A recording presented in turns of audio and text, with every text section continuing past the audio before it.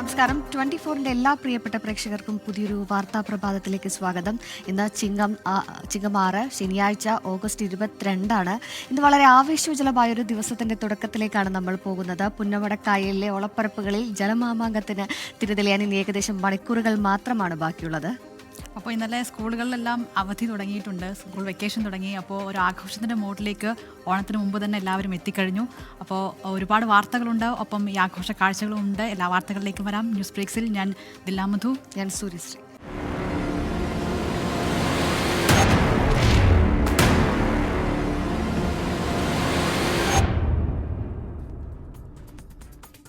അപ്പോൾ നെഹ്റു ട്രോഫി വള്ളംകളിയുടെ വാർത്തകളിലേക്ക് തന്നെയാണ് ആദ്യം പോകുന്നത്. പുന്നമടയിൽ ഓളപ്പോര്.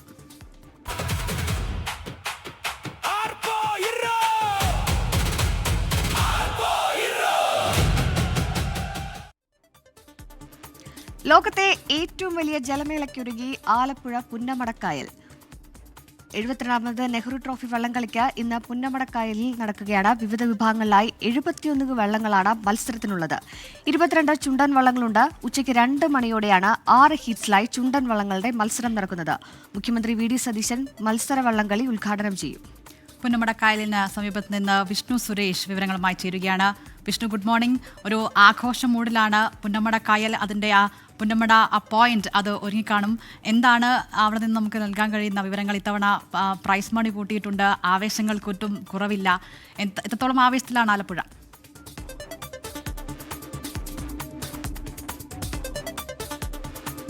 ആലപ്പുഴയുടെ വള്ളംകളി ആവേശം ഓഗസ്റ്റ് 1 മുതൽ ആരംഭിച്ചതാണ്. ഓഗസ്റ്റ് 1 മുതലാണ് ഒരു വള്ളംകളി സീസണിലൊക്കെ ഒരു തുടക്കമാകുന്നത്. രാജപ്രമോഹൻ ട്രോഫി കഴിഞ്ഞ് തൊട്ടടുത്ത മാസത്തിലേക്ക് പിന്നീട് നെഹ്റു ട്രോഫിക്കായുള്ള കാത്തിരിപ്പാണ്. ആ കാത്തിരിപ്പ് ഈ വർഷത്തെ കാത്തിരിപ്പ് അവസാനിക്കുന്നു. ഇനി നിമിഷങ്ങൾക്കകം തന്നെ അല്ലെങ്കിൽ മണിക്കൂറുകൾക്കകം തന്നെ ജലമാമാങ്കം തുടക്കമാകും. ആദ്യം ചെറുവള്ളങ്ങളുടെ മത്സരമാണ് നടക്കുക.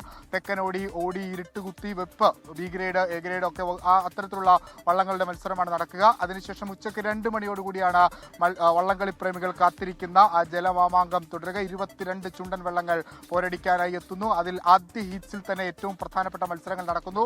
കഴിഞ്ഞ വർഷത്തെ ചാമ്പ്യന്മാരായ വില്ലേജ് ബോട്ട് ക്ലബ്ബ് ഇത്തവണ എത്തുന്നവർ തലവടി ചുണ്ടനിലാണ് എത്തുന്നത്. അതോടൊപ്പം തന്നെ ആ ഹീറ്റ്സിൽ കരുവാറ്റ ശ്രീവിനായകനുണ്ട്. ഒപ്പം UBC ഫാൻസ് തുഴയെറിയുന്ന വീയപുരം ചുണ്ടനുണ്ട്. അങ്ങനെ ആദ്യത്തെ ഹീറ്റ്സ് തന്നെ ഓളപ്പരപ്പിലെ തീപിടിപ്പിക്കും എന്ന വാക്ക് അന്വർത്ഥമാക്കുന്നതായിരിക്കും. വലിയ പ്രതീക്ഷകൾ, കഴിഞ്ഞ ഒരു മാസത്തെ കഠിനാധ്വാനം, അതിനെല്ലാം അപ്പുറത്തേക്ക് ക്ലബ്ബുകൾ എത്തുന്നു, വള്ളങ്ങൾ എത്തുന്നു. ആലപ്പുഴയെ സംബന്ധിച്ചിടത്തോളം അവർക്ക് വള്ളംകളിക്ക് അപ്പുറത്തേക്ക് മറ്റൊരു ആഘോഷവും സന്തോഷവും ഒന്നുമില്ല. ഓരോ വള്ളംകളി കഴിയുമ്പോഴും അടുത്ത വള്ളംകളിക്കാനുള്ള കാത്തിരിപ്പാണ് അവർ. ഇനിയിപ്പോൾ നമ്മളിപ്പോൾ ഈ കാണുന്ന പവലിയനുകളും ഈ പ്രദേശങ്ങൾ പുന്നമടക്കായലിൻ്റെ 2 വശങ്ങളും ഒക്കെ ആളുകളെ കൊണ്ട് നിറയാൻ പോവുകയാണ്. ഒരു 10 മണിയോടുകൂടി ഈ പവലിയനൊക്കെ പൂർണ്ണമായി നിറയും. തൊട്ടപ്പുറത്ത് ഹൗസ് ബോട്ടുകളൊക്കെ ഇങ്ങനെ അണിനിരന്നിട്ടുണ്ട് ഈ മത്സരങ്ങൾ കാണുന്നതിന് വേണ്ടിയിട്ട്. നമ്മളും അതിന് വേണ്ടിയിട്ട് പൂർണ്ണ സജ്ജമാണ്. പ്രത്യേക മോർണിംഗ് ഷോ 7 മണിയോടുകൂടി ആരംഭിക്കും. അങ്ങനെ എല്ലാം റെഡിയാണ്. ഇതിൻ്റെ ഒരു പ്രോസസ്സ് ഇങ്ങനെയാണ്. ഒരു 8 മണിയോടുകൂടി തന്നെ ഓരോ വള്ളങ്ങളും അവരുടെ വള്ളങ്ങൾ നീറ്റിലേക്ക് ഇറക്കും. മത്സരത്തിന് വേണ്ടിയിട്ട് നീറ്റിലേക്ക് ഇറക്കും. അതിനുശേഷം ചെറുവള്ളങ്ങളുടെ മത്സരം ആരംഭിക്കും. പിന്നീട് ഒരു 11 മണി അല്ലെങ്കിൽ ഒരു 12 മണിയോടുകൂടി ട്രാക്ക് എൻട്രിയാണ്. ഓരോ ചുണ്ടൻ വള്ളങ്ങളും ട്രാക്കിലേക്ക് എത്തും. അതിനുശേഷം മാസ്റ്ററില് പിന്നീട് ഔദ്യോഗികമായ വള്ളംകളി ചുണ്ടൻ വള്ളം മത്സരത്തിന് തുടക്കമാകും. ഇത്തവണ പ്രൈസ് മണി ഒരു വലിയ ആകർഷണീയമായ ഒന്ന് തന്നെയാണ്. കാരണം നേരത്തെയൊക്കെ 5 ലക്ഷം രൂപയായിരുന്നു പ്രൈസ് മണിയായി ലഭിച്ചിരുന്നത്. ഇത്തവണ അത് 25 ലക്ഷത്തിലേക്ക് ഉയർത്തിയിരിക്കുന്നത് ക്ലബ്ബുകളെ സംബന്ധിച്ച് വലിയ ആശ്വാസം നൽകുന്നതാണ്. കാരണം വലിയ ചെലവുള്ള ഒരു പരിപാടിയാണ്. ഇതിപ്പോൾ 25 ലക്ഷം അവരെ സംബന്ധിച്ച് വലിയ ഒരു വലിയ കൈത്താങ്ങാകുന്നു. അതോടൊപ്പം തന്നെ CBL മത്സരങ്ങൾക്കും തുടക്കമാവുകയാണ്. 12 CBL മത്സരങ്ങൾ നെഹ്റു ട്രോഫിയിൽ തുടങ്ങി അഷ്ടമുടിക്കായൽ നടക്കുന്ന പ്രസിഡന്റ്സ് ട്രോഫിയിൽ അവസാനിക്കുന്ന CBL ട്രോഫിക്കും ഇവിടെ തുടക്കമാകുന്നു. അങ്ങനെ ആലപ്പുഴയും അതോടൊപ്പം തന്നെ കേരളവും വള്ളംകളി സീസണിലേക്ക് പോകുകയാണ്. ദില്ല വിഷ്ണു, ഒപ്പം തന്നെ സംസ്ഥാനത്തെമ്പാടും നിന്നും പലയിടങ്ങളിൽ നിന്നും ആളുകൾ ഈ വള്ളം കളി കാണുവാനായിട്ട് എത്തുന്നുണ്ട്. അപ്പോൾ സുരക്ഷാ ക്രമീകരണങ്ങൾ എങ്ങനെയൊക്കെയാണ് ഒരുക്കിയിരിക്കുന്നത്? നിരവധി ആളുകൾ എത്താനുള്ള സാഹചര്യങ്ങളൊക്കെ തന്നെ ഉണ്ടല്ലോ.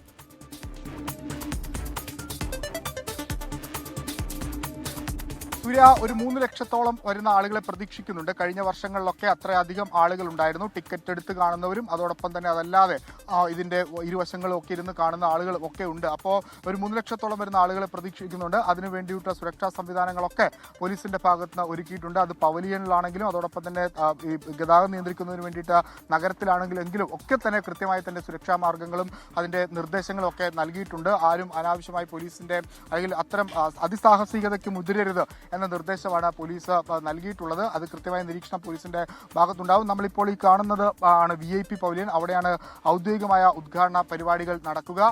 അവിടെ മുഖ്യമന്ത്രി VD സതീശൻ അടക്കമുള്ള ആളുകൾ ഉച്ചയ്ക്ക് ശേഷം എത്തും.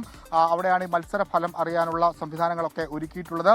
കഴിഞ്ഞ മുമ്പത്തെ തവണ, അതായത് 2024 ചെറിയ ഈ വലിയ വിമർശനങ്ങൾ അല്ലെങ്കിൽ ഈ ഫിനിഷിങ്ങുമായി ബന്ധപ്പെട്ട് അതിന് സമയവുമായി ബന്ധപ്പെട്ടൊക്കെ വലിയ വിവാദങ്ങളിലേക്കൊക്കെ പോയത് നമ്മൾ കണ്ടതാണ്. പക്ഷേ ഇത്തവണ ആ വിവാദങ്ങൾ ഒന്നും ഉണ്ടാകാതെ എല്ലാം വളരെ കൃത്യമായി തന്നെ നടപ്പാക്കാൻ NTBR സൊസൈറ്റിക്കും സാധിക്കുമെന്ന ആത്മവിശ്വാസം അവർ പങ്കുവെക്കുന്നു. അങ്ങനെ പുന്നമട വീണ്ടും 72ാമത് ജലമേളയ്ക്ക് തുടക്കം കുറിക്കുകയാണ്. അല്പസമയത്തിനകം തന്നെ അതിന്റെ സാമ്പിൾ എന്ന രീതിയിൽ ചെറുവള്ളങ്ങളുടെ മത്സരം ഈ കാണുന്ന പുന്നമട കായലിൽ ആരംഭിക്കും. 4 ട്രാക്കുകളും ഒക്കെ ഇന്നലെ ഒരുക്കിയിട്ടുണ്ട്. ട്രാക്കിൽ ജലനിരപ്പ് ക്രമീകരിക്കുന്നതിന് വേണ്ടിയിട്ടുള്ള നടപടികളും ഒക്കെ കൃത്യമായി തന്നെ പാലിച്ചിട്ടുണ്ട്. അങ്ങനെ പരാതികളൊന്നുമില്ലാതെ സന്തോഷത്തോടെ ആവേശത്തോടെ എല്ലാം കൃത്യമായി തന്നെ കഴിഞ്ഞ തവണകളിലൊക്കെ പോലെ തന്നെ വളരെ ആവേശത്തോടു കൂടി ഇത്തവണയും പുന്നമടയിലെ ഈ ജലമാമാങ്കം അവസാനിക്കും എന്നാണ് നമ്മൾ പ്രതീക്ഷിക്കുന്നത്. ഒപ്പം ഒരു ലൈനപ്പ് അല്ലെങ്കിൽ വള്ളംകളി പ്രേമികളെ സംബന്ധിച്ച് അവർ കാത്തിരിക്കുന്ന അല്ലെങ്കിൽ കേൾക്കാൻ ആഗ്രഹിക്കുന്ന കാര്യം ഈ ടീമുകളെ സംബന്ധിച്ചാണ്. അതിലൊന്ന് നേരത്തെ സൂചിപ്പിച്ചതുപോലെ തന്നെ തലവടിയിലെത്തുന്ന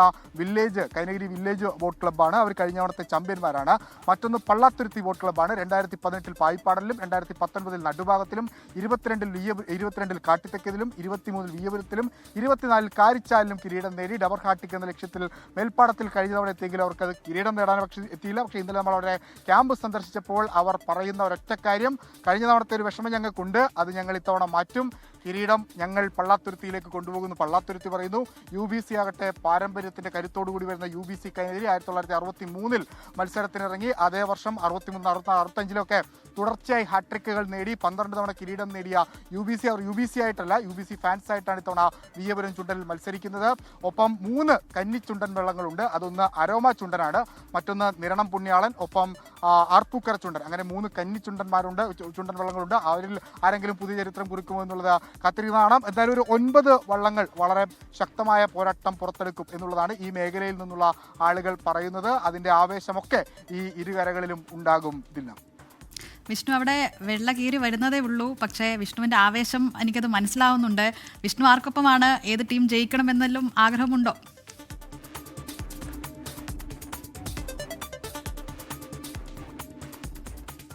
ഞാൻ ഇത്തവണ പ്രതീക്ഷിക്കുന്നത് പള്ളാത്തുരുത്തി ആണ് സാധ്യത കൂടുതൽ. കാരണം അവർക്കൊരു വാശിയും വീറും ഒക്കെ കൂടിയിട്ടുള്ള ആളുകളാണ്. പള്ളാത്തുരുത്തിയിലാണ് കൂടുതൽ സാധ്യത കാണുന്നത്. ഒപ്പം പള്ളാത്തുരുത്തി മാത്രമല്ല, അരോമ ഒക്കെ വളരെ കൃത്യമായി തന്നെ അവരുടെ പ്രാക്ടീസൊക്കെ കണ്ട ആളുകളൊക്കെ പറയുന്ന അവർ വളരെ ശക്തമായ ടീമുണ്ട്. അരോമയുണ്ട്. അതോടൊപ്പം തന്നെ Punnamada boat club, UBC Kainakari, പിന്നെ ഒട്ടും നമ്മൾ തള്ളിപ്പറയാൻ പറ്റാത്ത അല്ലെങ്കിൽ ഒരു കരുത്ത കുതിരകളൊക്കെ എല്ലാ കാലത്തുമായിട്ടുള്ള കുമരകത്ത് നിന്നുള്ള കുമരകം ടൗൺ ബോട്ട് ക്ലബ്ബ് ഉണ്ട്. നിരൺ പുണ്യാളത്തിലാണ് അവരെത്തുന്നത്. അപ്പോൾ അങ്ങനെ ആരെയും തള്ളിക്കളയാൻ പറ്റില്ല. ഒരു 5ഓളം വള്ളങ്ങളും അതോടൊപ്പം തന്നെ ടീമുകളും ഒക്കെ ശക്തരായുണ്ട്. എന്നാലും ഒരു പൊടിക്ക് പള്ളാത്തുരുത്തിക്ക് ഒപ്പം ആണെന്ന് തോന്നുന്നു, നിൽക്കാമെന്ന് തോന്നുന്നു.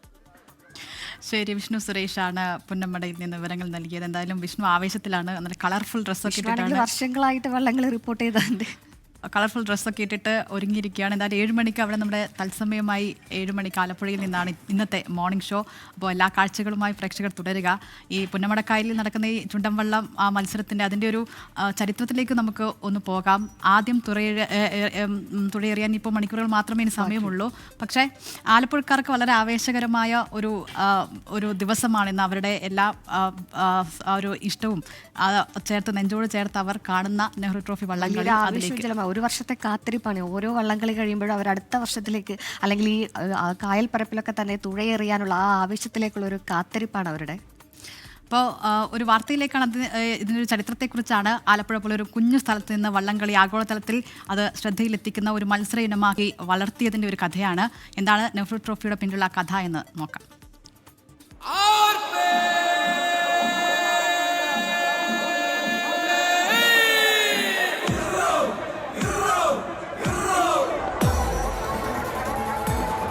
ചുണ്ടൻ വള്ളങ്ങൾ നേരത്തെ തന്നെ ആലപ്പുഴയിലെ ആവേശമായിരുന്നു. എന്നാൽ ലോകമെമ്പാടുമുള്ള കായിക പ്രേമികളെ ആവേശം കൊള്ളിക്കുന്ന ഒരു മത്സര ഇനമായി മാറിയതിൽ നിർണായക പങ്കുവഹിച്ചത് ഇന്ത്യയുടെ ആദ്യ പ്രധാനമന്ത്രി ജവഹർലാൽ നെഹ്റു. പ്രധാനമന്ത്രിയായിരിക്കെ 1952 കേരളത്തിലെത്തിയ നെഹ്റു ആലപ്പുഴയും സന്ദർശിച്ചു. അന്ന് പ്രധാനമന്ത്രിയെ സ്വീകരിക്കാൻ തയ്യാറാക്കിയ സാംസ്കാരിക പരിപാടികളിൽ ഒന്നായിരുന്നു വള്ളംകളി.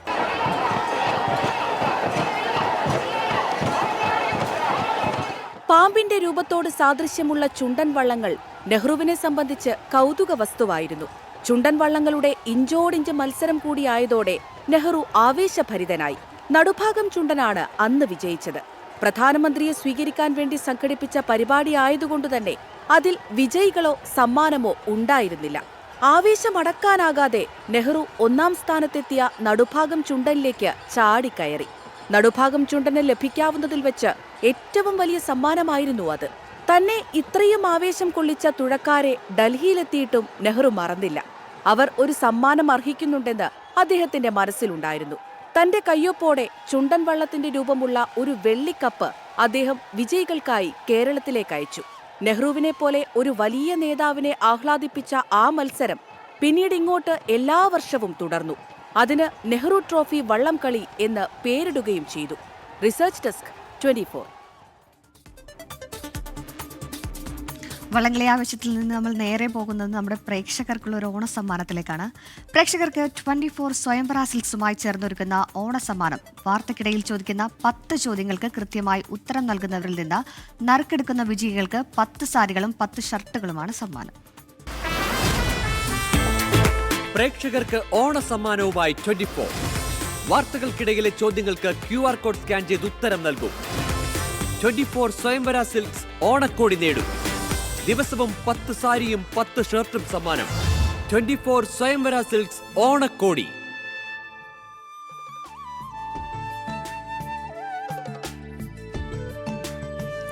ഓണക്കോടിക്കായുള്ള ഈ മണിക്കൂറിലെ ചോദ്യമാണ് പ്രേക്ഷകർ കാണുന്നത്. 72ാമത് നെഹ്റു ട്രോഫി ജലമേള ഉദ്ഘാടനം ചെയ്യുന്നത് ആരാണ്? വേഗം സ്ക്രീനിൽ കാണുന്ന QR കോഡ് സ്കാൻ ചെയ്ത് ഉത്തരങ്ങൾ അയക്കുക.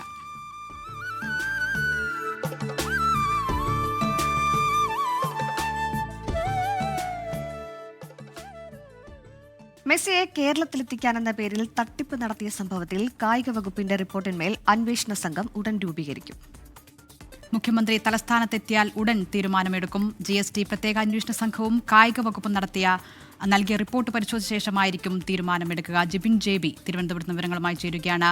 ജിബിൻ, ഒരു SIT പ്രഖ്യാപനം സർക്കാരിൽ നിന്ന് പ്രതീക്ഷിക്കുന്നുണ്ട്. എപ്പോഴേക്ക് ഇതുണ്ടാകുമെന്നാണ് കരുതേണ്ടത്? മെസ്സിയെ കേരളത്തിലേക്ക് എത്തിക്കാമെന്ന് പറഞ്ഞ് നടത്തിയ തട്ടിപ്പിൽ ഉടൻ തന്നെ ഒരു SIT രൂപീകരിച്ച് അന്വേഷണം ആരംഭിക്കുമെന്നുള്ള തരത്തിലുള്ള വിവരങ്ങളാണ് പുറത്തു വരുന്നത്. മുഖ്യമന്ത്രി ഇപ്പോൾ തലസ്ഥാനത്തില്ല. തലസ്ഥാനത്തേക്ക് എത്തിക്കഴിഞ്ഞാൽ ഉടൻ തന്നെ ഇത് സംബന്ധിച്ചിട്ടുള്ള ഔദ്യോഗിക പ്രഖ്യാപനം ഉണ്ടാകുമെന്ന് തന്നെയാണ് അറിയാൻ സാധിക്കുന്നത്. കാരണം ഈ മെസ്സിയെ കേരളത്തിലേക്ക് എത്തിക്കാമെന്ന് പറഞ്ഞ് നടത്തിയ തട്ടിപ്പിൽ നിലവിൽ 2 അന്വേഷണങ്ങളാണ് നടന്നത്. ഈ 2 അന്വേഷണങ്ങളിലെ റിപ്പോർട്ട് സമർപ്പിക്കുകയും ചെയ്തു. ആദ്യം അന്വേഷണം നടത്തിയത് കായിക വകുപ്പാണ്. ഇതുമായി ബന്ധപ്പെട്ട ആദ്യം അന്വേഷണ റിപ്പോർട്ട് സമർപ്പിച്ചത്. പിന്നീട് തൊട്ടു പിന്നാലെ തന്നെ GST വകുപ്പിന്റെ നേതൃത്വത്തിലും ഒരു അന്വേഷണ സംഘം രൂപീകരിച്ച് വിശദമായി തന്നെ അന്വേഷണം നടക്കുകയും ഈ GST വെട്ടിപ്പുമായി ബന്ധപ്പെട്ട് ഉദ്യോഗസ്ഥർക്ക് സസ്പെൻഷൻ നൽകുകയും ചെയ്തു. ഈ റിപ്പോർട്ട് ഇപ്പോൾ സംസ്ഥാന സർക്കാരിന് മുന്നിലുണ്ട്. ഈ 2 റിപ്പോർട്ട് വിശദമായി തന്നെ മുഖ്യമന്ത്രി പഠിച്ച ശേഷമായിരിക്കും ഇത് സംബന്ധിച്ച ഒരു SIT രൂപീകരിച്ച് അന്വേഷണം നടത്തുന്നത്. കാരണം പ്രധാനമായും 3 കാര്യങ്ങളാണ് ഈ അന്വേഷണ പരിധിയിൽ വരുന്നത്. ഒന്ന്, ഈ മെസ്സിയെ കേരളത്തിലേക്ക് എത്തിക്കാമെന്ന് പറഞ്ഞ് സ്പോൺസറിനെ തിരഞ്ഞെടുത്തിൽ അതിൽ മാനദണ്ഡം എന്താണ്? കാരണം റിപ്പോർട്ടർ ബ്രോഡ്കാസ്റ്റിംഗ് കമ്പനിയെ എന്തുകൊണ്ടാണ് ഇത്തരത്തിലൊരു സ്പോൺസറായി തിരഞ്ഞെടുത്തത്? അത് മാത്രമല്ല, ഇതുമായി ബന്ധപ്പെട്ട അന്നത്തെ മന്ത്രി ഉൾപ്പെടെയുള്ളവർ വിദേശയാത്ര നടത്തിയത് അതുമായി സംബന്ധിച്ചുള്ള കാര്യങ്ങളും ഈ വിശദമായിട്ടുള്ള അന്വേഷണ പരിധിയിൽ വരും. അത് പോരാഞ്ഞിട്ട് ഏറ്റവും എടുത്തു പറയേണ്ടതെന്ന് പറയുന്നത് ഇതിനു വേണ്ടി സമാഹരിച്ച പണം, ഇത് സ്പോൺസർ എവിടെ നിന്നാണ് കണ്ടെത്തി? ഇതിന്മേലും വിശദമായ ഒരു അന്വേഷണം ഉണ്ടാകുമെന്ന് തന്നെയാണ് പറയുകയും ചെയ്യുന്നത്. കാരണം GST വകുപ്പ് നടത്തിയ അന്വേഷണത്തിൽ പിന്നാലെ വന്ന റിപ്പോർട്ട്, അതുപോലെ തന്നെ കായിക വകുപ്പിന്റെ അന്വേഷണത്തിൽ വന്ന റിപ്പോർട്ട്, ഈ 2 റിപ്പോർട്ടിലും പറയുന്നത് ഈ പ്രധാനപ്പെട്ട 3 കാര്യങ്ങൾ തന്നെയാണ്. കാരണം എന്തുകൊണ്ടാണ് ഇങ്ങനെ ഒരാൾ സ്പോൺസറായി തിരഞ്ഞെടുത്തത്? കാരണം ഇങ്ങനെ ഒരാൾ സ്പോൺസറായി തിരഞ്ഞെടുക്കുന്ന സമയത്ത് തന്നെ സംസ്ഥാന ഇന്റലിജൻസ്, കേരള പോലീസിനും അതുപോലെ സംസ്ഥാന സർക്കാരിനും കൃത്യമായി തന്നെ വിവരങ്ങൾ നൽകിയിരുന്നു. ഇവരുടെ ക്രിമിനൽ പശ്ചാത്തലം, അങ്ങനെ 19 കേസുകളുള്ള ക്രിമിനൽ പശ്ചാത്തലമുള്ള ഒരു സ്പോൺസർ എന്തുകൊണ്ട് ഇവിടെ സ്പോൺസറായി തിരഞ്ഞെടുക്കുന്നു എന്നുള്ള കാര്യം അന്ന് തന്നെ ഈ ഇന്റലിജൻസ് അറിയിച്ചത്. പക്ഷേ അതൊന്നും തന്നെ പരിഗണിക്കാതെയാണ് അന്നത്തെ സംസ്ഥാന സർക്കാരും കായിക വകുപ്പും റിപ്പോർട്ടർ ബ്രോഡ്കാസ്റ്റിംഗ് കമ്പനിയെ സ്പോൺസറായി തിരഞ്ഞെടുക്കുകയും പിന്നീട് GSTയിൽ ഉൾപ്പെടെ വലിയ രീതിയിലുള്ള ക്രമക്കേടും വെട്ടിപ്പ് നടത്തുകയും ചെയ്തത്. GST അന്വേഷണ സംഘത്തിന്റെ റിപ്പോർട്ടിൽ അക്കാര്യങ്ങൾ പരാമർശിക്കുകയും ചെയ്തിട്ടുണ്ട്. കാരണം 5 തവണയാണ് കാഞ്ഞങ്ങാട് GST ഓഫീസിൽ നിന്ന് 22.68 കോടി രൂപ സേവന നികുതി അടയ്ക്കണമെന്ന് കാണിച്ചുകൊണ്ട് സ്പോൺസർമാർക്ക് കത്ത് നൽകിയിരുന്നത്. പക്ഷേ ആ 5 കത്തുകൾ സ്പോൺസർമാർ അവഗണിക്കുകയാണ് ചെയ്തത്. എന്നിട്ട് പോലും ഈ സ്പോൺസർക്കെതിരെ യാതൊരുവിധ നിയമ നടപടിയും അന്നത്തെ സംസ്ഥാന സർക്കാരോ കായിക വകുപ്പ് അന്ന് തന്നെ സ്വീകരിക്കുകയും ചെയ്തിരുന്നില്ല. ഇതിൽ തന്നെ പിന്നീട് ഇത് അവഗണിച്ച ഇതുമായി മുന്നോട്ട് പോയി ഇവർക്കെതിരെ നടപടിയെടുക്കാത്ത ഉദ്യോഗസ്ഥർക്കെതിരെ അതിന് നടപടി ഉണ്ടായിരിക്കുന്നു. പക്ഷേ കൂടുതൽ ഉദ്യോഗസ്ഥരിലേക്ക് ഈ അന്വേഷണം നീങ്ങുമെന്നുള്ള വിവരങ്ങൾ തന്നെയാണ് പുറത്തു വരികയും ചെയ്യുന്നത്. എന്തായാലും ഇനി തീരുമാനമെടുക്കേണ്ട സംസ്ഥാന സർക്കാർ മുഖ്യമന്ത്രിയും തന്നെയാണ്. കാരണം ഈ 2 റിപ്പോർട്ടും ആ 2 റിപ്പോർട്ടിലും ഈ സ്പോൺസർക്കെതിരെയും കായിക വകുപ്പ് മന്ത്രിക്കെതിരെയും GST ഉദ്യോഗസ്ഥർക്കെതിരെയും ഒക്കെ വലിയ രീതിയിലുള്ള വിമർശനങ്ങൾ ഈ 2 റിപ്പോർട്ടിലുമുണ്ട്. ഇത് സംബന്ധിച്ചിട്ടുള്ള വിവരങ്ങൾ കൃത്യമായി പഠിച്ച ശേഷം മുഖ്യമന്ത്രിയായിരിക്കും ഈ SIT രൂപീകരിച്ച അന്വേഷണവുമായി മുന്നോട്ട് പോകുന്നതിലെ അന്തിമ തീരുമാനം അറിയിക്കുകയും ചെയ്യുക. ശരി, ഉടൻ തന്നെ ഒരു പ്രഖ്യാപന ഇക്കാര്യത്തിൽ സർക്കാരിന്റെ ഭാഗത്തു നിന്ന് പ്രതീക്ഷിക്കുന്നുണ്ട്. ജിബിൻ JB ആണ് തിരുവനന്തപുരത്ത് നിന്ന് വിവരങ്ങൾ നൽകിയത്. ഇനി നമ്മൾ പോകുന്നത് ഇന്നലെ നിർണായകമായ അല്ലെങ്കിൽ ഇന്നലത്തെ ഒരു പ്രധാനപ്പെട്ട വാർത്തകളിലേക്ക് തന്നെയാണ്. വിദ്യാർത്ഥികൾക്കെതിരായ പെല്ലറ്റ് തോക്ക് ഉപയോഗത്തിലെ FIR-ൽ പോലീസ് തുടർ നടപടികൾ ആരംഭിക്കും. പരാതിക്കാരനായ സഹിൽ ലോച്ചപ്പിന്റെ മൊഴി ഇന്ന് രേഖപ്പെടുത്തിയേക്കും. അതേസമയം രാഹുൽ ഗാന്ധിക്കെതിരെ BJP രംഗത്ത് വന്നു. അരാജകത്വത്തിന്റെ രാഷ്ട്രീയമെന്നും നാടകമാണ് രാഹുൽ ഗാന്ധിയുടേതെന്നും കേന്ദ്രമന്ത്രി JP നഡ്ഡ പറഞ്ഞു. PR അരവിന്ദ് ഡൽഹിയിൽ നിന്ന് വിവരങ്ങളുമായി ചേരുകയാണ്. അരവിന്ദ്, ഇന്നലെ അസാധാരണമായ ഒരു പ്രതിഷേധം നമ്മൾ ഡൽഹിയിൽ കണ്ടു. ഒടുവിൽ പോലീസിന് മുട്ടുമുടക്കേണ്ടി വന്നു. FIR രജിസ്റ്റർ ചെയ്തു. തുടർ നടപടികളിൽ എന്താണ് നമ്മൾ ഈ ദിവസം പ്രതീക്ഷിക്കുന്നത്? ഇന്നലെ രാഹുൽ ഗാന്ധിയുടെ 6 മണിക്കൂർ പ്രതിഷേധത്തിന് പിന്നാലെയാണ് ഈ പെല്ലറ്റ് തോക്ക് പ്രയോഗത്തിൽ പോലീസ് FIR രജിസ്റ്റർ ചെയ്യാൻ തയ്യാറായത്. എന്തായാലും ഈ കേസുമായി ബന്ധപ്പെട്ട തുടർ നടപടികൾ പോലീസ് സ്വീകരിക്കുമോ എന്നതാണ് എല്ലാവരും ഉറ്റുനോക്കുന്നത്. ഇന്ന് ഈ പരാതിക്കാരനായ സഹിൽ ലോച്ചയുടെ മൊഴി പോലീസ് രേഖപ്പെടുത്തിയേക്കുമെന്നാണ് നിലവിൽ നമുക്ക് മനസ്സിലാകുന്നത്. അതായത് 2 വകുപ്പുകളാണ് നിലവിൽ ചുമത്തിയിരിക്കുന്നത്. BNS 118-ലെ 1-ാം ഭാഗവും അതോടൊപ്പം തന്നെ BNS 125 വകുപ്പുകൾ അടക്കം ചുമത്തിക്കൊണ്ടാണ് ഈ കേസ് രജിസ്റ്റർ ചെയ്തിരിക്കുന്നത്. എങ്ങനെയായിരിക്കും ഈ കേസിന്റെ മുന്നോട്ട് പോകുക എന്നത് കൂടി ഇപ്പോൾ കോൺഗ്രസ് നോക്കിക്കാണുകയാണ്. കേസിൽ കൃത്യമായ അന്വേഷണം നടത്തിയില്ലെങ്കിൽ വീണ്ടും പ്രതിഷേധവുമായി രംഗത്ത് വരുമെന്നതാണ് രാഹുൽ ഗാന്ധി നൽകിയിരിക്കുന്ന മുന്നറിയിപ്പ്. എന്തായാലും പോലീസ് നടപടി അല്ലെങ്കിൽ പോലീസ് കേസെടുത്തതിന് പിന്നാലെ BJP കൂടി ഇപ്പോൾ രംഗത്ത് വന്നിരിക്കുകയാണ്. രാഹുൽ ഗാന്ധി ഇത്തരത്തിൽ നാടകം കളിക്കുകയാണെന്നും അരാജക രാഷ്ട്രീയമാണ് രാഹുലിന്റെ ഭാഗത്തുനിന്നുണ്ടാകുന്നതാണ് BJP ആരോപണം ഉന്നയിച്ചിരിക്കുന്നത്. കാരണം ശക്തമായ പ്രതിഷേധമാണ് ഇന്നലെ പാർലമെന്റ് സ്ട്രീറ്റിലെ DCP പോലീസ് ഓഫീസിന് മുന്നിൽ രാഹുൽ ഗാന്ധിയുടെ ഭാഗത്തുനിന്നുണ്ടായത്. ഏകദേശം 6 മണിക്കൂറോളം രാഹുൽ അവിടെ കുത്തിയിരുന്ന് പ്രതിഷേധിക്കുകയും പിന്നീട്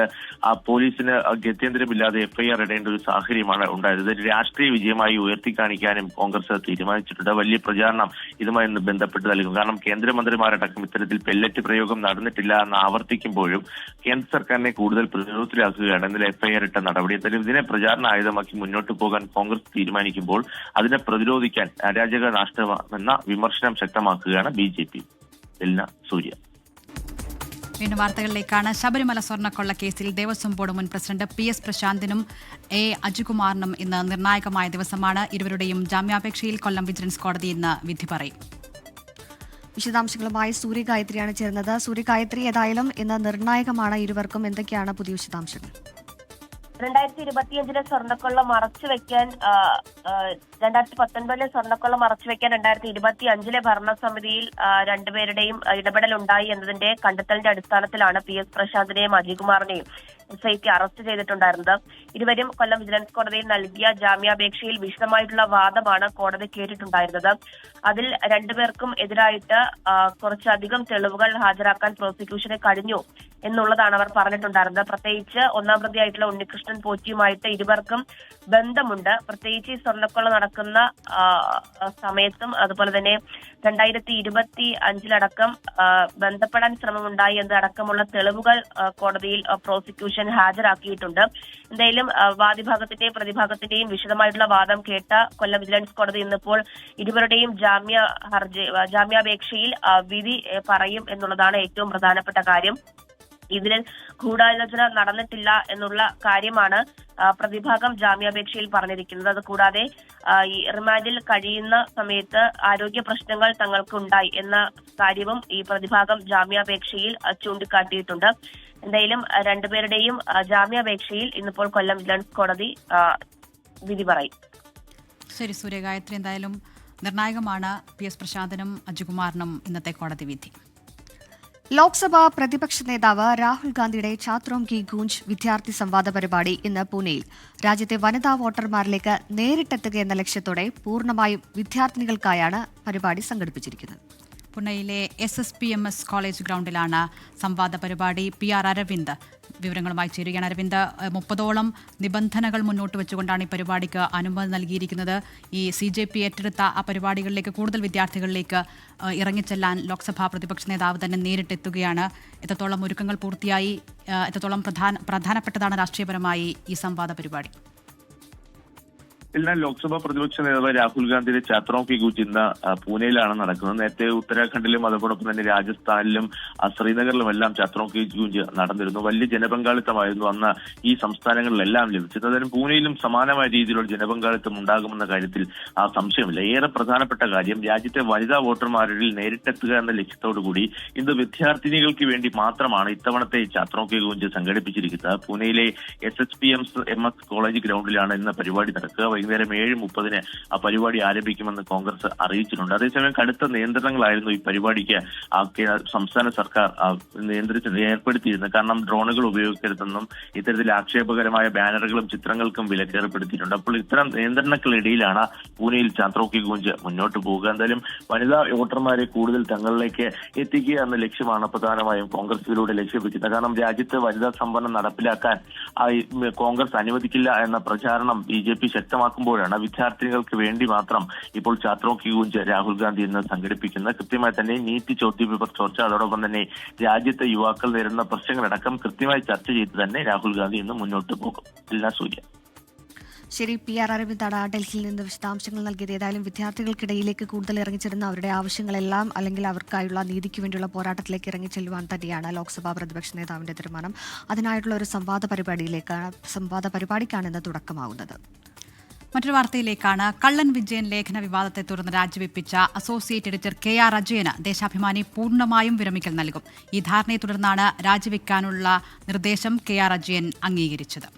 വിവരങ്ങളുമായി ജിബിൻ JB തിരുവനന്തപുരത്ത് നിന്ന് ചേരുകയാണ്. ജിബിൻ, ഏതായാലും വിരമിക്കലിന് 6 മാസം മാത്രം ബാക്കി നിൽക്കുകയാണ്. ഇത്തരമൊരു നിർണായക രാജിയുമായി KR അജയൻ മുന്നോട്ട് വന്നിരിക്കുന്നത്. എന്തൊക്കെയാണ് പുതിയ വിശദാംശങ്ങൾ? ദേശാഭിമാനിയിലെ വാരാന്ത്യ ലേഖനങ്ങളുടെ ചുമതലയുള്ള എഡിറ്ററായിരുന്നു KR അജയൻ എന്ന് പറയുന്ന മുതിർന്ന മാധ്യമ പ്രവർത്തകനാണ്. 33 വർഷത്തെ സർവീസ് ദേശാഭിമാനിയിലുണ്ട്. അദ്ദേഹത്തിന് വിരമിക്കാൻ ഇനി ഉണ്ടായിരുന്നത് 6 മാസക്കാലമാണ്. അതിനിടെയാണ് ഈ കള്ളൻ വിജയനുമായി ബന്ധപ്പെട്ട വിവാദങ്ങൾ ഉണ്ടാകുന്നത്. കാരണം ഈ വാരാന്ത്യ പതിപ്പിന്റെ ചുമതലയുണ്ടായിരുന്നത് മുതിർന്ന മാധ്യമ പ്രവർത്തകനായിട്ടുള്ള KR അജയനായിരുന്നു. അങ്ങനെ VSന്റെ ഓർമ്മകളുമായി ബന്ധപ്പെട്ടുള്ള വാരാന്ത്യ കുറിപ്പിലാണ് ഇതിന്റെ അവസാന ഭാഗത്ത് തിരുവനന്തപുരത്ത് തന്നെയുള്ള ഒരു നാടക ഗ്രാമത്തെ കുറിച്ച് കള്ളൻ വിജയൻ എന്ന് പറയുന്ന ഒരു ലേഖനം ഉണ്ടായിരുന്നത്. ഇത് പിന്നീട് വലിയ രീതിയിലുള്ള വിവാദമാവുകയും ചെയ്തു. അങ്ങനെ ഞായറാഴ്ച ഇറങ്ങേണ്ട വാരാന്ത്യ പതിപ്പ് അന്ന് പുറത്തിറക്കാതെ പിന്നീട് അത് തിങ്കളാഴ്ചയാണ് ഉണ്ടായിരുന്നത്. പക്ഷേ ആ വാരാന്ത്യ പതിപ്പ് ഇറങ്ങിയ സമയത്ത് അതിൽ കള്ളൻ വിജയൻ എന്നുള്ള ഒരു ലേഖനം ഉണ്ടായിരുന്നില്ല. തുടർന്ന് പാർട്ടിയും അതുപോലെ തന്നെ ദേശാഭിമാനിയും KR അജയനോട് വിശദീകരണം ആവശ്യപ്പെട്ടിരുന്നു. പക്ഷേ ആ വിശദീകരണം തൃപ്തികരമല്ല എന്നായിരുന്നു അന്ന് പാർട്ടിയുടെ വിലയിരുത്തൽ എന്ന് പറയുന്നത്. തുടർന്നാണ് KR അജയനോട് ലീവിൽ പോകാൻ അല്ലെങ്കിൽ വിരമിക്കുന്നതിന് വേണ്ടി ദേശാഭിമാനി നിർദ്ദേശം നൽകുകയും ചെയ്തത്. പക്ഷേ പിന്നീടും KR അജയൻ തുടരുകയായിരുന്നു. ഒടുവിലാണ് KR അജയൻ ഇപ്പോൾ കഴിഞ്ഞ ദിവസം രാജി നൽകുകയും ചെയ്തിട്ടുള്ളത്. പക്ഷേ സാധാരണഗതിയിൽ ദേശാഭിമാനിയിൽ ഇത്തരത്തിൽ വിവാദങ്ങളിലൂടെ പുറത്തു പോകുന്ന മാധ്യമപ്രവർത്തകർക്ക് വിരമിക്കൽ ആനുകൂല്യങ്ങൾ നൽകിയിരുന്നില്ല. പക്ഷേ KR അജയന് വിരമിക്കൽ ആനുകൂല്യം നൽകുമെന്നാണ് ഇപ്പോൾ ദേശാഭിമാനി അറിയിച്ചിരിക്കുന്നത്. കാരണം ഇനി വിരമിക്കുന്നതിന് 6 മാസക്കാലം മാത്രമാണുള്ളത്. അത് മാത്രമല്ല അജയനോട് ലീവിൽ അല്ലെങ്കിൽ വിരമിക്കാൻ പറയുന്ന സമയത്ത് തന്നെ ഇത് സംബന്ധിച്ച ഒരു ധാരണയുണ്ടായിരുന്നു എന്നുള്ള വിവരങ്ങൾ കൂടിയാണ് പുറത്തു വരികയും ചെയ്യുന്നത്. അങ്ങനെ ദേശാഭിമാനിയിൽ സമീപകാലത്ത് കണ്ടില്ലാത്ത തരത്തിലുള്ള ഒരു വിവാദം ഉണ്ടാകുകയും അതിലൂടെ ഒരു മുതിർന്ന മാധ്യമ പ്രവർത്തകൻ തന്നെ ഇപ്പോൾ പുറത്തേക്ക് പോവുകയാണ്. എന്തായാലും അദ്ദേഹത്തിന് വിരമിക്കൽ ആനുകൂല്യം കിട്ടുമെന്നുള്ള ഒരു കാര്യം ഉറപ്പായിട്ടുണ്ട്. പക്ഷേ ഈ വിവാദത്തിന് പിന്നിലെ കാരണങ്ങൾ ഇതുവരെയും അവസാനിക്കുന്നില്ല എന്നുള്ളതാണ് എടുത്തു പറയേണ്ടത്. കാരണം VSന്റെ ഓർമ്മകളുള്ള ഒരു വാരാന്ത്യക്കുറിപ്പ്, ആ വാരാന്ത്യക്കുറിപ്പിന്റെ അവസാന ഭാഗത്ത് കള്ളൻ വിജയൻ എന്ന് പറയുന്ന ഒരു ലേഖനം, അത് തിരുവനന്തപുരത്തെ ഒരു നാടകഗ്രാമത്തെ കുറിച്ചുള്ള ഒരു ലേഖനമാണ്. ഈ വിവാദമായതിന് പിന്നാലെ ഈ ലേഖനം ദേശാഭിമാനിയുടെ വാരാന്ത്യ പതിപ്പിൽ നിന്ന് പൂർണ്ണമായി തന്നെ ഒഴിവാക്കുന്ന ഒരു സാഹചര്യമുണ്ടായി. തുടർന്ന് ഈ ലേഖനം എഴുതിയ ആൾ അത് ഓൺലൈൻ മാധ്യമങ്ങൾ വഴി പബ്ലിഷ് ചെയ്യുകയും ചെയ്തു. ഇതാണ് വലിയ രീതിയിലുള്ള ഒരു നാണക്കേട് ദേശാഭിമാനിക്കും അതുപോലെ തന്നെ പാർട്ടിക്കും ഉണ്ടായത്. ഇതിന് പിന്നാലെയാണ് KR അജയനോട്, കാരണം വാരാന്ത്യ പതിപ്പിന്റെ ചുമതലയുണ്ടായിരുന്നത് KR അജയനാണ്. KR അജയനോട് വിശദമായി തന്നെ ഒരു റിപ്പോർട്ട് നൽകണമെന്ന് ദേശാഭിമാനി പാർട്ടിയും ആവശ്യപ്പെടുകയും തുടർന്ന് റിപ്പോർട്ടും വിശദീകരണം നൽകുകയും ചെയ്തിരുന്നു. പക്ഷേ ഈ വിശദീകരണത്തിൽ പാർട്ടിക്ക് അതൃപ്തി ഉണ്ടായതിനെ തുടർന്നാണ് ഇപ്പോൾ KR അജയന് പുറത്തേക്ക് പോകേണ്ടി വരികയും ചെയ്തത്. ശരി ജിബിൻ, എന്തായാലും 30 വർഷത്തിലേറെ സർവീസ് ഉണ്ടായിരുന്ന ഒരാളാണ്. അവസാന നിമിഷം വിരമിക്കാൻ 6 മാസം മാത്രമുള്ളപ്പോൾ ഈ രീതിയിൽ പാർട്ടിയിൽ നിന്ന്, ഈ ദേശാഭിമാനിയിൽ നിന്ന് പുറത്തേക്ക് പോകേണ്ടി വരുന്നത് ധാരണാപുരത്താണ് രാജി എന്നാണ് നമുക്കറിയാൻ കഴിയുന്നത്. PSC പരീക്ഷാ ക്രമക്കേടിൽ PSC സെക്രട്ടറിയെ വിളിച്ചുവരുത്തി വിശദീകരണം തേടി ഗവർണർ രാജേന്ദ്ര വിശ്വനാഥ് അർലേക്കർ. പരീക്ഷാ ക്രമക്കേടിൽ എന്ത് നടപടി സ്വീകരിച്ചുവെന്ന് ഗവർണർ ചോദിച്ചു. അന്വേഷണവുമായി സഹകരിക്കുന്നുണ്ടെന്ന് PSC സെക്രട്ടറി മറുപടി നൽകി. ജിബിൻ JB വിവരങ്ങളുമായി ചേരുന്നത്. ജിബിൻ, ഒരിക്കൽ കൂടി ഗുഡ് മോർണിംഗ്. വലിയ രീതിയിലുള്ള അതൃപ്തി ലോക് ഭവന് ഈ വിഷയത്തിൽ ഉണ്ടായിരുന്നു എന്ന് നേരത്തെ തന്നെ റിപ്പോർട്ടുകൾ ഉണ്ടായിരുന്നു. ഇപ്പോൾ നേരിട്ട് PSC സെക്രട്ടറിയെ വിളിച്ചു വരുത്തിയിരിക്കുകയാണ്. വിവരങ്ങൾ എന്താണ്?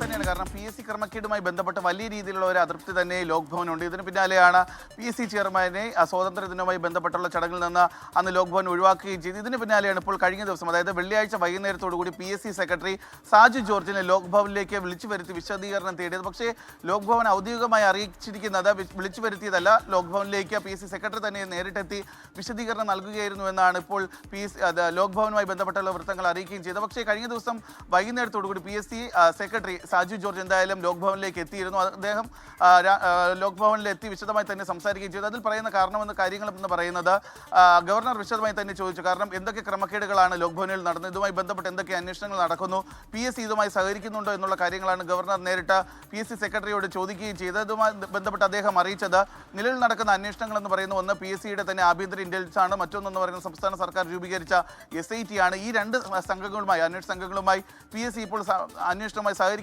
എന്നുള്ള കാര്യങ്ങളാണ് PSC സെക്രട്ടറി ലോക് ഭവനെ അറിയിക്കുകയും ചെയ്തത്. പക്ഷേ ഇതുമായി ബന്ധപ്പെട്ട് നേരത്തെ തന്നെ ഗവർണർ രാഷ്ട്രപതിക്ക് വിശദമായി തന്നെ ഒരു റിപ്പോർട്ട് നൽകിയിരുന്നു സംസ്ഥാനത്തെ PSC ക്രമക്കേടുമായി ബന്ധപ്പെട്ട്.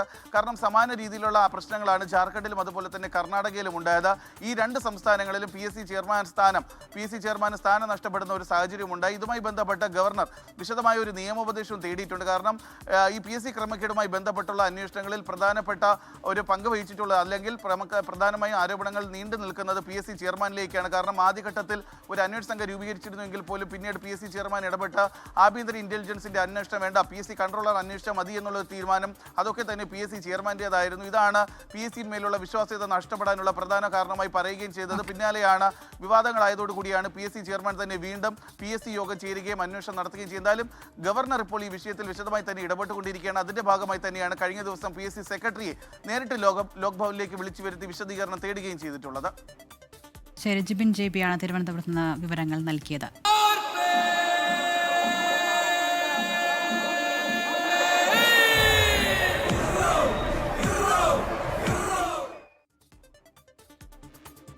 ലോകത്തെ ഏറ്റവും വലിയ ജലമേളയ്ക്കൊരുങ്ങി ആലപ്പുഴ പുന്നമടക്കായൽ. 72ാമത് നെഹ്റു ട്രോഫി വള്ളംകളിക്ക് ഇന്ന് പുന്നമടക്കായലിൽ തുടക്കമാകും. വിവിധ വിഭാഗങ്ങളായി 70 കളിവള്ളങ്ങളാണ് മത്സരത്തിനുള്ളത്. 21 ചുണ്ടൻ വള്ളങ്ങളുമുണ്ട്. ഉച്ചയ്ക്ക് 2 മണിയോടെ 6 ഹീറ്റ്സിലായി ചുണ്ടൻ വള്ളങ്ങളുടെ മത്സരം നടക്കും.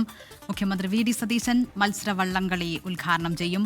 വിഷ്ണു സുരേഷ് പുന്നമടക്കായലിൽ നിന്ന് ചേരുകയാണ്. വിഷ്ണു, അരമണിക്കൂർ പിന്നിട്ടു നമ്മൾ സംസാരിച്ചു കഴിഞ്ഞിട്ട് എന്താണ് ഇപ്പോഴത്തെ ആവേശക്കാഴ്ച?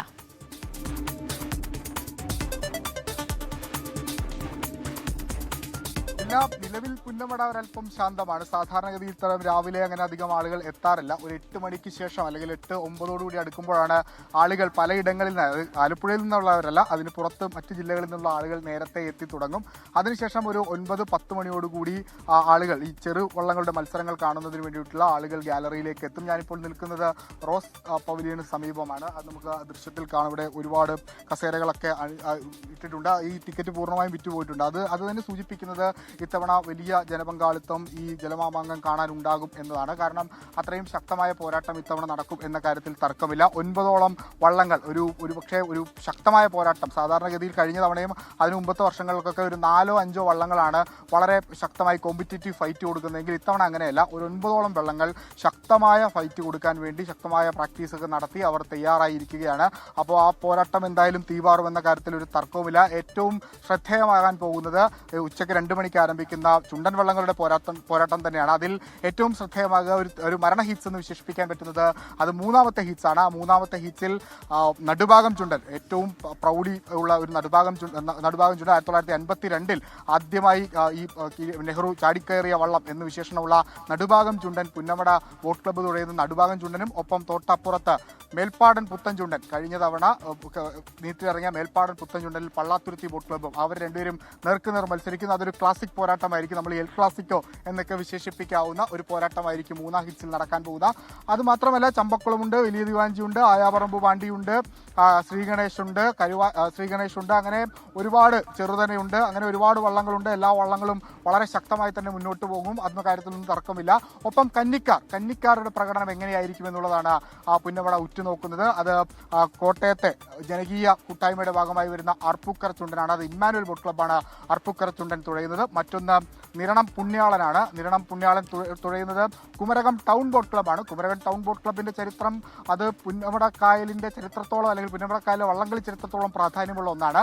അതിൽ ഏറ്റവും പ്രധാനപ്പെട്ടത് അവർ കുറിച്ച റെക്കോർഡ് തന്നെയാണ്. 2004 അവർ ചെറുതനയിൽ കിരീടം നേടുന്നു.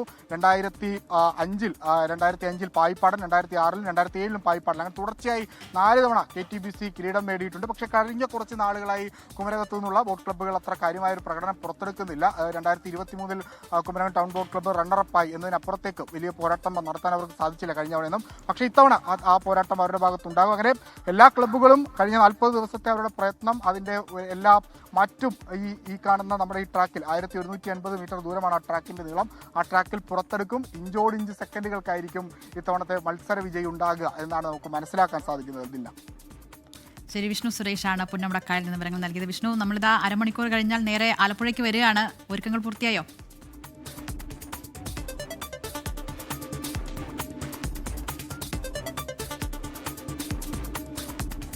ഇതില്ല, ഒരുക്കങ്ങളെല്ലാം പൂർത്തിയായിട്ടുണ്ട്. ഇനി കാര്യമായ ഒരു നടപടികളും ഇല്ല. പൗലിയണൊക്കെ അടിച്ചിട്ടുണ്ട്. അതോടൊപ്പം തന്നെ ബോട്ട് ക്രമീകരണങ്ങൾ, ഒഫീഷ്യൽസിന് സഞ്ചരിക്കാൻ വേണ്ടിയിട്ടുള്ള വാഹനങ്ങൾ, അതുമായി ബന്ധപ്പെട്ടുള്ള കാര്യങ്ങൾ. ഒപ്പം ഇതിന്റെ ഔദ്യോഗിക ഉദ്ഘാടനം നടക്കുന്നത് കാണുന്ന നെഹ്റു പവലിയൻ, ആ നെഹ്റു പവലിയൻ അതിന്റെ ഔദ്യോഗിക ഉദ്ഘാടനം നടക്കുന്നത്. അതിന്റെ എല്ലാ പ്രവർത്തനങ്ങളും ടൂറിസം വകുപ്പൊക്കെ ഇന്നലെ മിനിഞ്ഞാന്ന് മന്ത്രി തന്നെ നേരിട്ടെത്തി പരിശോധിക്കുക, എല്ലാ നടപടികളും പൂർത്തിയാക്കിയിട്ടുണ്ട്. അവിടെ സുരക്ഷാ ക്രമീകരണങ്ങൾ ഒക്കെ സജ്ജമാക്കിയിട്ടുണ്ട്. ഇനി വള്ളങ്ങളും അത് കാണാനുള്ള ആളുകളും മാത്രം എത്തിയാൽ മതി. പുന്നമടയെ സംബന്ധിച്ച് വള്ളങ്ങളും ആളുകളും എന്നുള്ളത് അതിൻ്റെ ഒരു ഓർഗാനിക് ആയിട്ടുള്ളൊരു ഫോമാണ്. അതുകൊണ്ട് സ്വാഭാവികമായി ഇന്നത്തെ ദിവസം എവിടെയാണെങ്കിലും കുട്ടനാട്ടുകാരും ആലപ്പുഴക്കാരും എവിടെയാണെങ്കിലും അവർ ഈ പുന്നമട കായലിൻ്റെ ഇരുഓരങ്ങളിലേക്കും എത്തും.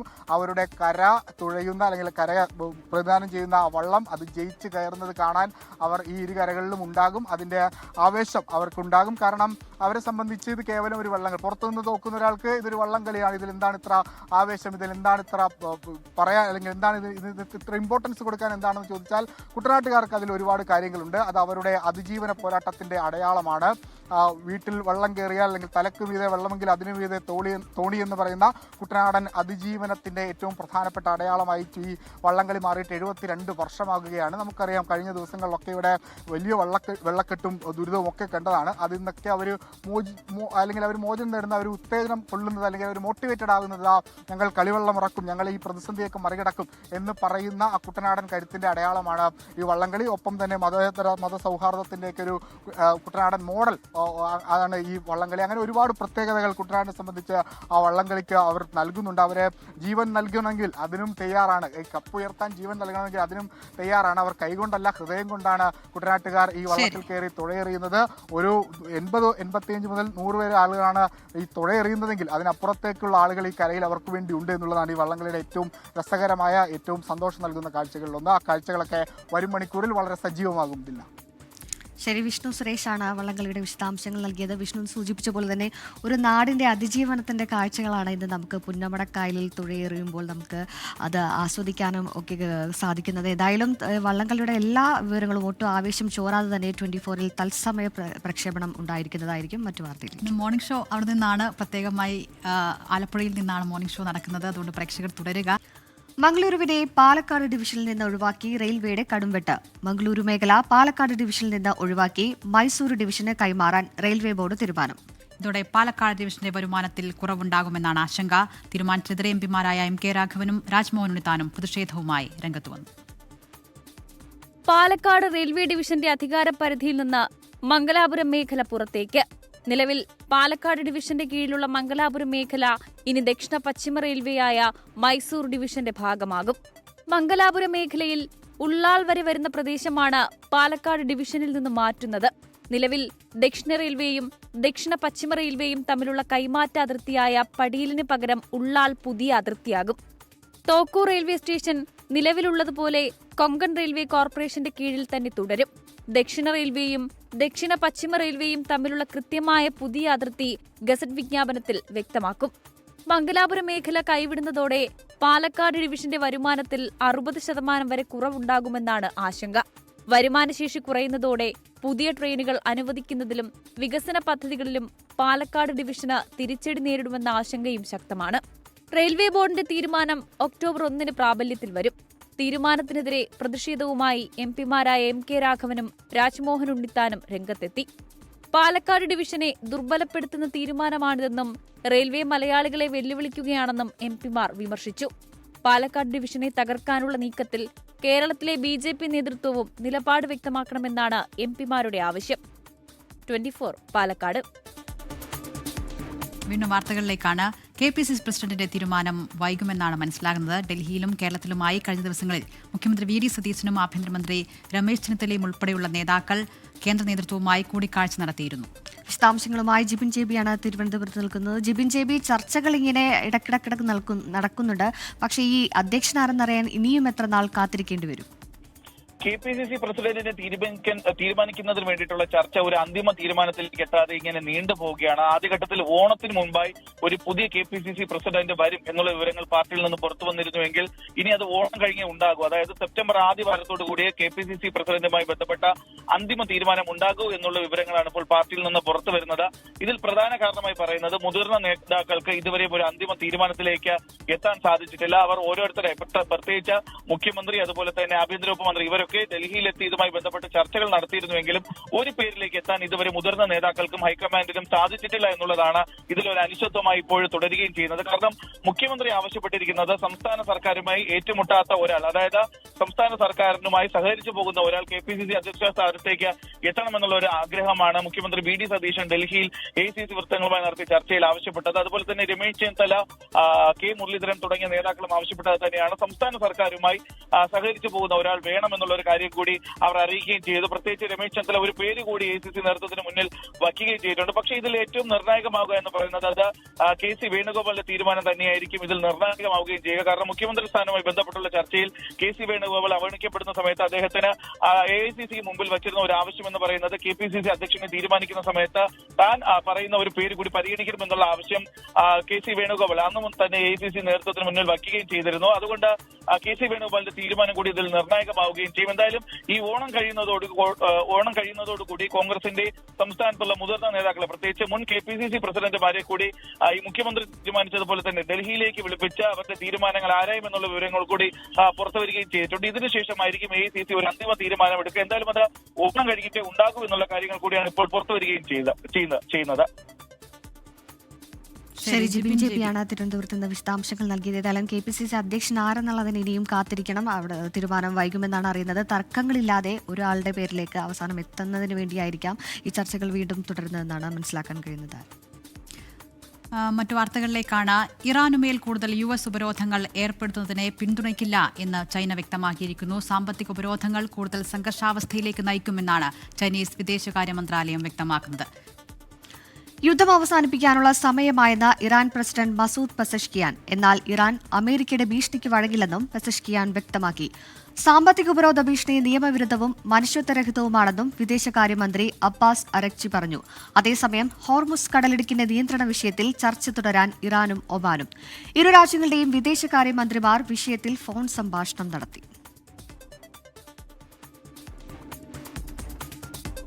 യുക്രൈനിലേക്ക് റഷ്യയുടെ കനത്ത ആക്രമണം. മധ്യ യുക്രൈനിലെ ഷോപ്പിംഗ് സെന്ററിൽ റഷ്യ നടത്തിയ ഡ്രോൺ ആക്രമണത്തിൽ 15 പേരാണ് കൊല്ലപ്പെട്ടത്. 130 പേർക്ക് പരിക്കേറ്റിട്ടുണ്ട്. ഇതിൽ 29 പേരുടെ നില ഗുരുതരമാണ്. പരിക്കേറ്റവരിൽ 5 കുട്ടികളും ഉൾപ്പെടും. ആക്രമണത്തെ തുടർന്ന് മാളിൽ തീപിടുത്തമുണ്ടായി. ആദ്യ ആക്രമണത്തിൽ പരിക്കേറ്റവരെ രക്ഷിക്കാൻ ശ്രമിക്കുന്നവർക്ക് നേരെയും ആക്രമണമുണ്ടായതായി യുക്രൈൻ പ്രസിഡന്റ് വൊളോഡിമർ സെലൻസ്കി. ശക്തമായ തിരിച്ചടി നൽകുമെന്നും സെലൻസ്കി പ്രതികരിച്ചു. സെലൻസ്കിയുടെ ജന്മനാടായ ക്രീവിലെ ഷോപ്പിംഗ് മാളിലാണ് ആക്രമണമുണ്ടായത്.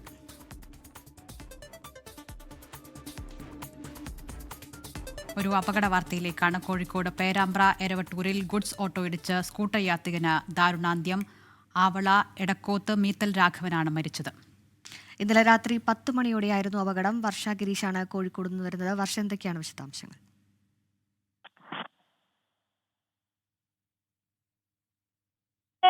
രാത്രി 10 മണിയോട് കൂടിയാണ് ഈ ഒരു അപകടം ഉണ്ടാകുന്നത്. ആവള എടക്കോത്തുമീത്തൽ രാഘവൻ 51 വയസ്സുള്ള രാഘവൻ എന്നുള്ള ആളാണ് മരിച്ചിട്ടുള്ളത്. കൂടെ ഉണ്ടായിരുന്ന മകൾ അനാമിക നിസ്സാര പരിക്കുകളോടെ ആശുപത്രിയിൽ ചികിത്സ തേടിയിട്ടുണ്ട്.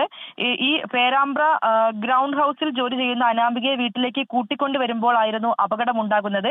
ഇടിയുടെ ശബ്ദം കേട്ട് ഓടിക്കൂടിയ നാട്ടുകാരാണ് ഇവരെ ആശുപത്രിയിൽ എത്തിച്ചത്. എന്നാൽ പരിക്കേറ്റ രാഘവൻ സംഭവ സ്ഥലത്ത് വെച്ച് തന്നെ മരിച്ചു എന്നുള്ളതാണ് ലഭിക്കുന്ന വിവരം. ഇടിച്ച വാഹനം നിർത്താതെ പോവുകയായിരുന്നു. എന്നാൽ തുടർന്ന് പേരാമ്പ്ര പോലീസ് ഇപ്പോൾ വാഹനം പിടിച്ചെടുത്തിട്ടുണ്ട്. ഒരു ഗുഡ്സ് ഓട്ടോയാണ് ഇടിച്ചിട്ടുള്ളത്. എന്തായാലും ആ ഒരു ആക്സിഡന്റിന്റെ CCTV ദൃശ്യങ്ങൾ വരെ ലഭ്യമായിട്ടുണ്ട്. മൃതദേഹം ഇപ്പോൾ പോസ്റ്റ്മോർട്ടം നടപടികൾക്കായി കോഴിക്കോട് മെഡിക്കൽ കോളേജ് ആശുപത്രിയിലാണുള്ളത്. ശരി, വർഷ ഗിരീഷാണ് കോഴിക്കോട് നിന്ന് വിവരങ്ങൾ നൽകിയത്. BJPയുടെ പുതിയ ദേശീയ ഭാരവാഹികളുടെ ആദ്യ യോഗം ഇന്ന് ഡൽഹിയിൽ ചേരും. പാർട്ടി അധ്യക്ഷൻ നിതിൻ നബീന്റെ അധ്യക്ഷതയിലാണ് യോഗം ചേരുന്നത്. ഉത്തർപ്രദേശ് ഉൾപ്പെടെ ഉടൻ നടക്കാനിരിക്കുന്ന നിയമസഭാ തെരഞ്ഞെടുപ്പുകളിൽ സ്വീകരിക്കേണ്ട നടപടികൾക്ക് യോഗം ചർച്ച ചെയ്യും. വിശദാംശങ്ങളുമായി PR അരവിന്ദാണ് ഡൽഹിയിൽ നിന്ന് ചേരുന്നത്. PR അരവിന്ദ്, എന്തൊക്കെയായിരിക്കും യോഗത്തിന്റെ പ്രധാന അജണ്ടകൾ? സൂര്യദില്ല, കഴിഞ്ഞ ആഴ്ചയാണ് BJP പുതിയ ദേശീയ ഭാരവാഹികളുടെ പട്ടിക പുറത്തുവിട്ടത്. അതിന്റെ ആദ്യ യോഗം ഇന്ന് ഡൽഹിയിൽ ചേരാൻ പോവുകയാണ്. BJPയുടെ ദേശീയ ആസ്ഥാനത്ത് വെച്ചാണ് ഈ യോഗം ചേരുക. ഉത്തർപ്രദേശ് ഉൾപ്പെടെ നടക്കാനിരിക്കുന്ന നിയമസഭാ തെരഞ്ഞെടുപ്പുകൾ തന്നെയാണ് ഏറ്റവും പ്രധാനപ്പെട്ട അജണ്ടയെന്ന് പറയുന്നത്. ദേശീയ ഭാരവാഹികളെ പ്രഖ്യാപിച്ചതിന് പിന്നാലെ വിവിധ സംസ്ഥാനങ്ങളിലെ ചുമതലയുള്ള നേതാക്കളെ പ്രഖ്യാപിച്ചിരുന്നു. എന്തായാലും കൂടുതൽ ചർച്ചകൾ, ആർക്കൊക്കെ ഏതൊക്കെ ചുമതലകൾ നൽകണമെന്ന കാര്യത്തിൽ കൂടി ഇന്നത്തെ യോഗത്തിൽ ചർച്ചയാകുമെന്നതാണ് മനസ്സിലാകുന്നത്. BJP ദേശീയ അധ്യക്ഷൻ നിതിൻ നബീന്റെ അധ്യക്ഷതയിൽ ഈ പുതിയ ഭാരവാഹികളുടെ യോഗം ചേരുക. കേരളത്തിൽ നിന്ന് K. സുരേന്ദ്രൻ, അതോടൊപ്പം തന്നെ അനിൽ ആന്റണി എന്നിവരാണ് ആ യോഗത്തിൽ പങ്കെടുക്കുന്നത്. ദേശീയ സെക്രട്ടറിമാരെ അവരെ ചുമതലപ്പെടുത്തിയിരുന്നു. നിലവിൽ അനിൽ ആന്റണിക്ക് കഴിഞ്ഞ തവണയും ദേശീയ സെക്രട്ടറി ആയിരുന്നെങ്കിലും വീണ്ടും ഒരു അവസരം കൂടി നേതൃത്വം നൽകിയിരിക്കുകയാണ്. എന്തായാലും തെരഞ്ഞെടുപ്പ് തന്നെയാണ് ഏറ്റവും പ്രധാന അജണ്ട. ഇതുകൂടാതെ തന്നെ കോൺഗ്രസിനെ വന്ദേമാതരം അടക്കമുള്ള വിഷയങ്ങൾ ഉയർത്തി എങ്ങനെ പ്രതിരോധിക്കാമെന്ന കാര്യത്തിൽ കൂടി യോഗം ചർച്ച നടക്കും. സൂര്യ. ശരി, PR അരവിന്ദാണ് ഡൽഹിയിൽ നിന്ന് വിവരങ്ങൾ നൽകിയത്. BJPക്ക് വളരെ നിർണായകമായ നേതൃയോഗമാണ് ഇന്ന് ഡൽഹിയിൽ ചേരാൻ പോകുന്നത്. മറ്റു വാർത്തയിലേക്കാണ്. മലപ്പുറം വേങ്ങര ബ്ലോക്ക് പഞ്ചായത്ത് പ്രസിഡന്റിന്റെ തിരഞ്ഞെടുപ്പ് ഇന്നാണ്. KK മൻസൂർ കോയ തങ്ങൾ രാജിവെച്ചതോടെയാണ് തിരഞ്ഞെടുപ്പിന് കളമൊരുങ്ങിയത്. കാരാത്തോട് നിന്ന് ജയിച്ച മന്ത്രി PK കുഞ്ഞാലിക്കുട്ടിയുടെ ബന്ധു PK അബു താഹിർ UDFന്റെ സ്ഥാനാർത്ഥിയാകും. കഴിഞ്ഞ ദിവസം അബു താഹിറിനെ പ്രസിഡന്റ് സ്ഥാനാർത്ഥിയായി സംസ്ഥാന നേതൃത്വം നാമനിർദ്ദേശം ചെയ്ത മുസ്ലിം ലീഗ് വേങ്ങര മണ്ഡലം കമ്മിറ്റി യോഗം ബഹളത്തിലാണ് കലാശിച്ചത്. സുബൈർ മാസ്റ്ററെ മത്സരിപ്പിക്കാൻ വിപ്പ് നൽകണമെന്നാവശ്യപ്പെട്ട് അതേ യോഗത്തിൽ ബ്ലോക്ക് പഞ്ചായത്ത് അംഗങ്ങൾ പ്രമേയവും അവതരിപ്പിച്ചിരുന്നു. PK കുഞ്ഞാലിക്കുട്ടിയുടെ ബന്ധുവായ അബു താഹിറിനെ പ്രസിഡന്റാക്കാനാണ് KK മൻസൂർ കോയ തങ്ങളെ രാജിവെപ്പിച്ചതെന്ന ആരോപണം നേരത്തെയുണ്ടായിരുന്നു. പ്രതിപക്ഷമില്ലാതെ UDF ഭരിക്കുന്ന ബ്ലോക്ക് പഞ്ചായത്താണ് വേങ്ങര.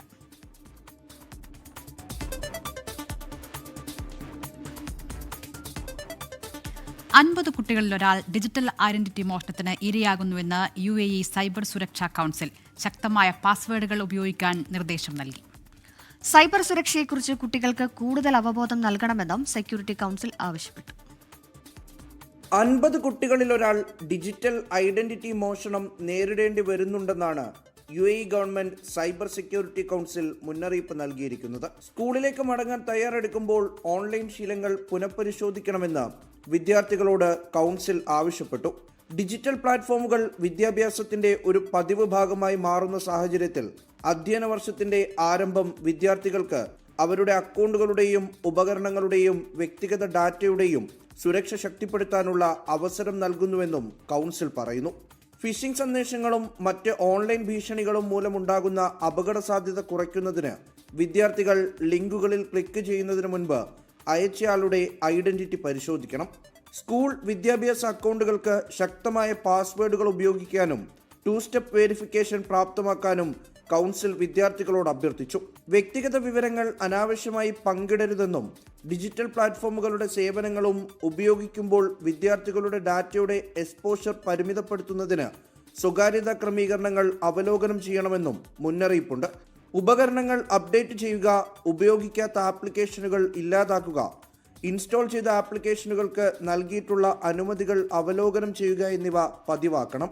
സുരക്ഷാ സോഫ്റ്റ്വെയർ ഔദ്യോഗികവും വിശ്വസനീയവുമായ ഉറവിടങ്ങളിൽ നിന്ന് മാത്രമേ ഡൗൺലോഡ് ചെയ്യാവൂ എന്നും കൗൺസിൽ അറിയിച്ചു. 24 ദുബായ്.